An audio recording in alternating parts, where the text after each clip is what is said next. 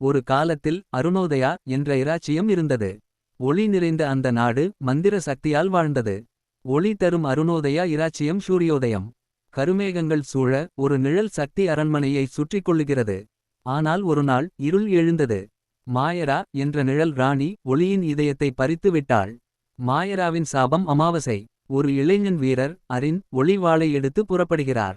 Arene என்ற வீரன் அந்த ஒளி இதயத்தை மீட்டெடுக்க ஒரு பயணத்தை தொடங்கினார். ஒளியின் வீரன் குறுக்காக வைக்கப்பட்ட வாள்கள். மலைகள் மந்திரக்காடு பறக்கும் உயிரினங்கள். அவன் கடந்து சென்றான் மலைகள் காடுகள் மாய உலகங்கள். ஒளிக்காக மந்திரத்தின் பாதை.